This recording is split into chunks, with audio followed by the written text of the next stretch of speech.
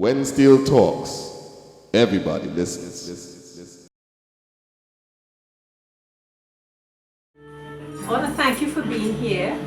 This is the first in our series of Carib Parlor Notes. The whole idea came to me because there's all of this art and talent that is here in this city in particular, and how much as immigrants we have contributed to the cultural lifeblood of this city.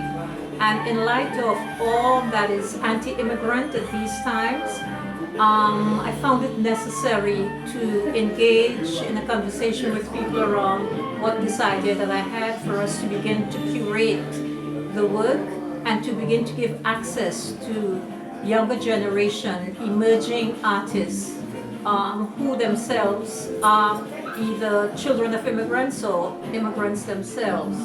And that in light of what we see is diminishing resources, we do have resources, and the spaces where we live, we could use them as concert halls. I once went to an event with Amiri Baraka, and one of his poems was that we should use what we have in order to carry on our art, use our living room as concert halls, and there's some other parts to his poem that I could never remember and I'm still researching.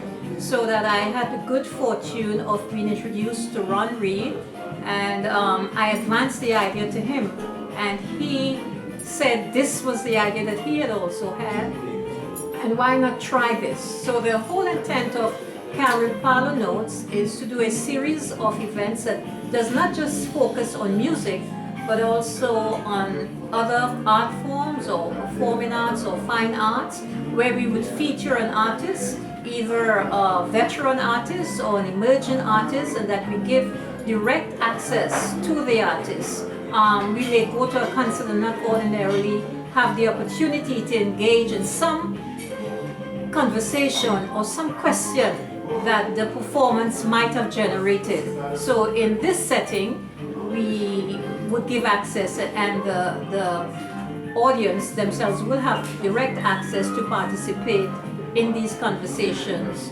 with the artists. The intent is that eventually this body of work would be curated in some form or the other, but that we would have had record that we had done this work. Thank you. So I'm Ron Reid. I'm a musician, I'm an educator. I'm a bass player and a steel pan player and an arranger and a writer and composer, etc., etc.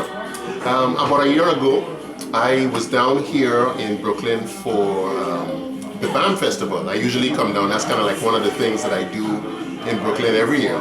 I just like to come down and hang on the street and mingle around the artists and see all these beautiful black people.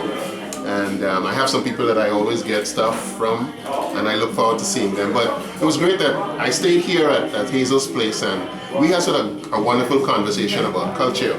She had so many books around her house that I took the chance to look at and thumb through. But we had around the day before I left, we had a wonderful conversation at the table here about music. And she didn't know that much about me, and we went on to Google and tried to find some of the music, and Google would not respond. So I promised to send her some CDs. And once I sent her the CD, she got back to me right away and said how much she loved the music and so on, etc., etc. But what really spurred me on and got me thinking about this was the fact that we had such a great conversation about music and talking about what else could I do and what else could I possibly do in New York. So the first thing that came to me is, what about using this space? And it was intimate. I knew it was going to be small, but the idea was to start with something where we could invite our friends and people that we knew really well and just have an intimate concert. It's important to me to talk to artists. I'm not a big talker, but of late I've become very interested in talking to artists more than just playing, to find out the kinds of things that they are interested in. What kinds of things spur them to write the music that they do? What are they thinking about? How are the events that are happening in the world affecting what they write? How they think about the instrument they play? Where is it going? What are we not doing? What could we be doing better? All those kinds of conversations. So this was an effort to get that conversation started So we are musicians first, so we obviously will perform first, but we do have things that we want to say and the kinds of questions that people sometimes never ask us. And I've known Garvin for over 15 years and we never really played together. So it's important for us to get together and just do something. So I think he was happy that I kind of jolted, kind of elbowed him a little bit into doing this. And he was right, jumped at the opportunity right away, so it was great. And we met yesterday and here we are.